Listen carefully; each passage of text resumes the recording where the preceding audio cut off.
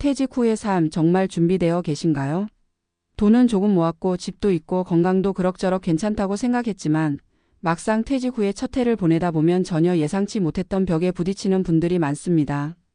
바로 외로움이라는 벽입니다. 하루 종일 누구와도 말을 섞지 않는 날이 늘어나고 카톡 알림은 며칠째 울리지 않습니다. 그런데 이 외로움은 단순한 감정의 문제가 아닙니다. 실제로 은퇴자의 정신 건강과 신체 건강, 심지어는 생존과 직결되는 심각한 문제로 이어질 수 있습니다. 오늘은 딱 하나만 준비했더라면 달라졌을 노후라는 주제로 63세 전직 공무원의 사례를 통해 은퇴 후 외로움을 어떻게 극복할 수 있는지 이야기해 보겠습니다. 이 남성은 지방자치단체에서 30년 가까이 근무한 행정직 공무원이었습니다. 성실하고 꼼꼼한 성격으로 동료들의 신뢰도 두터웠고 퇴직 직전까지도 후배들의 존경을 받던 사람이었습니다. 하지만 퇴직 후 그의 하루는 빠르게 무너졌습니다. 출근하던 습관은 남아 있었지만 갈 곳이 없었고 점심시간이 되면 괜히 밖으로 나가 식당을 기웃거리다가 혼자 밥을 먹고 돌아오곤 했습니다. 처음 몇 달은 좀 쉬자며 합리화했지만 어느 순간부터 그는 자신이 세상에서 점점 지워지고 있다는 걸 느꼈다고 합니다. 전화는 끊기고 함께하던 동료들도 각자 바쁜 일상으로 돌아가며 연락이 줄었습니다. 그가 퇴직 후 6개월이 지나 처음 건강검진을 받았을 때 의사는 그에게 혈압은 괜찮은데 얼굴이 너무 어두워졌네요 라고 말했습니다. 그때 그는 비로소 깨달았다고 합니다. 문제는 건강이 아니라 마음이었다는 걸. 그는 자신이 왜 이렇게 외로워졌는지를 곰곰이 되짚었습니다. 평생 공직에만 몸담다 보니 친구라 할 만한 사람은 대부분 직장 사람들이었습니다. 업무로 얽힌 관계는 많았지만 그 안에는 진짜 친구가 없었습니다. 퇴직과 함께 명함을 내려놓는 순간 관계도 함께 사라졌던 겁니다. 그는 말합니다. 그때 알았어요. 인간관계는 직책이 아니라 내가 어떤 사람으로 존재하느냐에 따라 유지된다는 걸. 결국 그는 이대로는 안 되겠다는 생각에 스스로 계획을 세우기 시작했습니다. 퇴직 후 새로운 인간관계를 만들어야 한다는 목표였죠. 하지만 말처럼 쉽지 않았습니다. 평생 공무원으로 살며 익힌 건 시스템과 규정이었지 낯선 사람들과 마음을 나누는 법은 배우지 못했으니까요.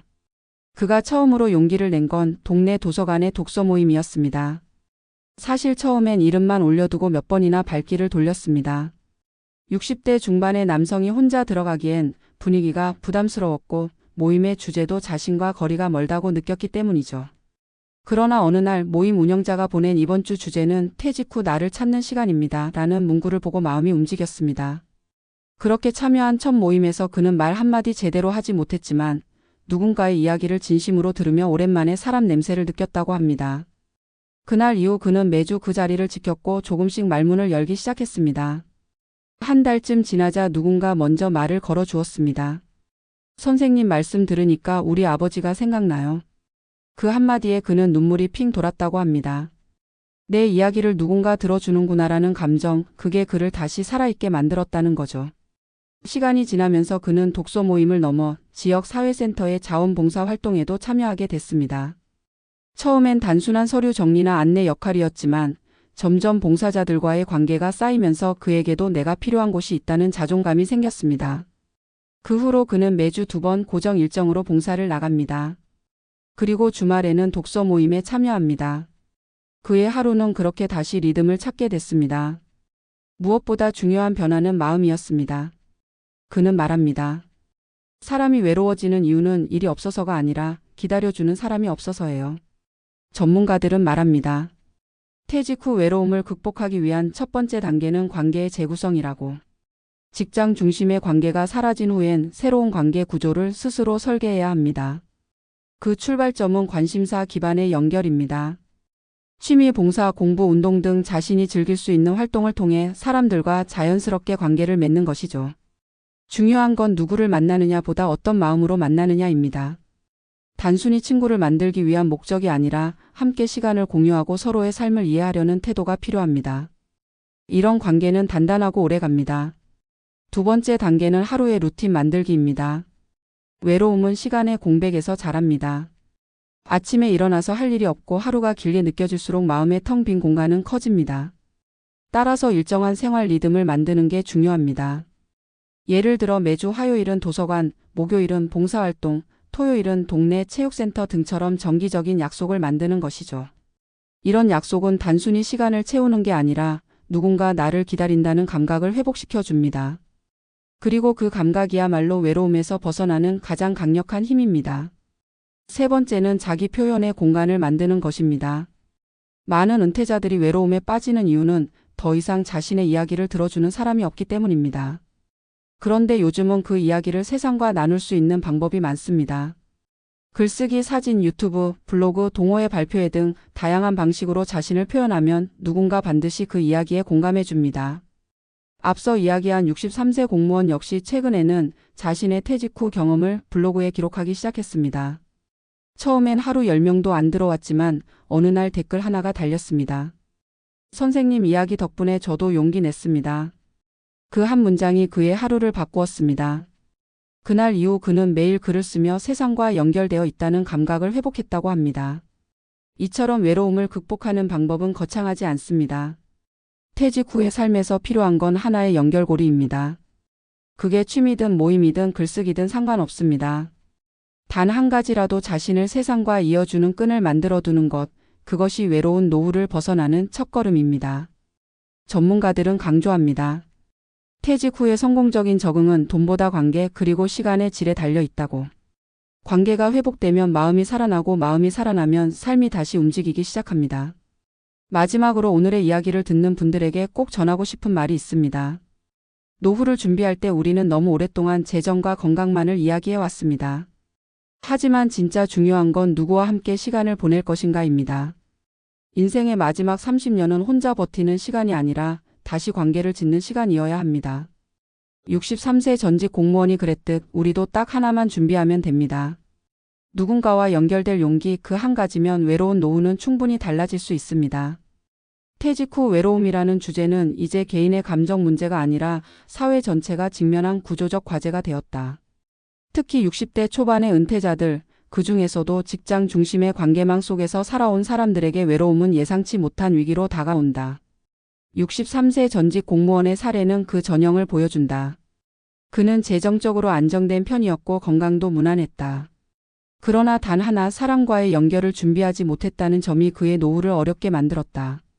관계의 부재는 곧 정체성의 상실로 이어졌고 하루하루의 무의미함이 삶 전체를 잠식했다.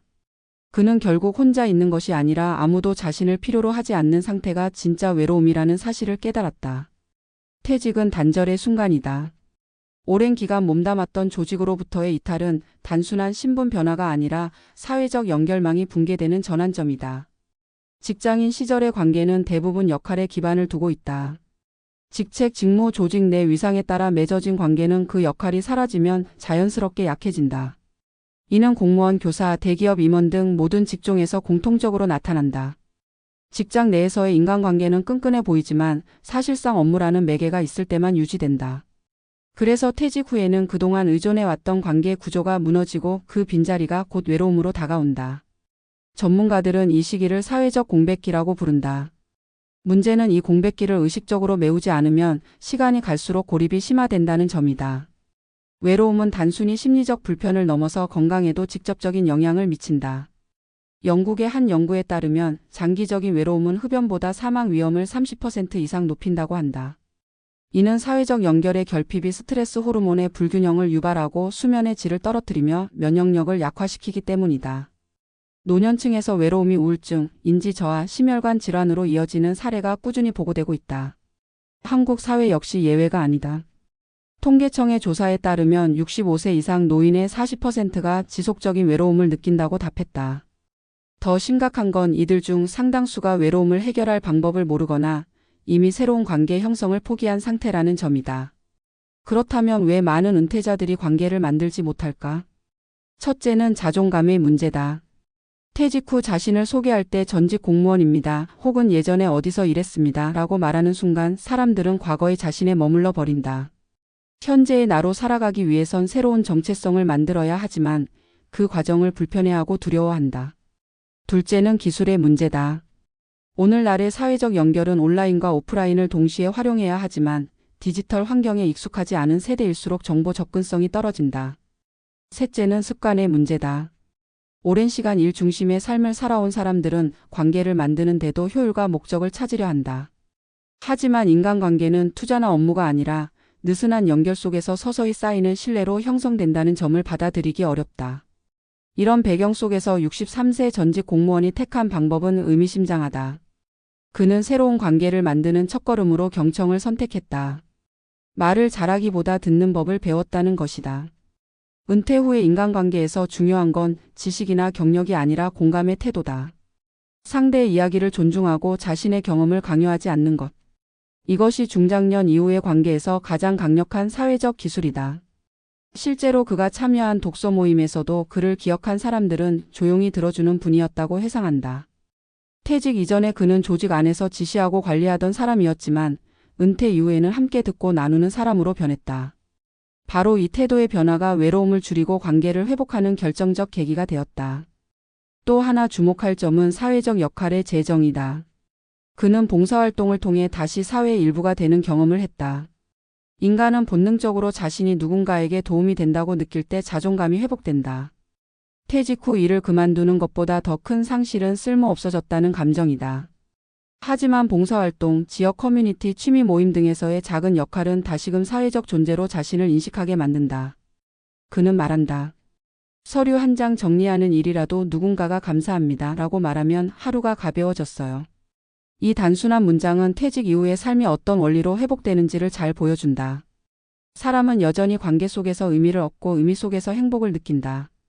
은퇴 이후 외로움을 줄이기 위한 실질적 방법은 세 가지로 정리할 수 있다.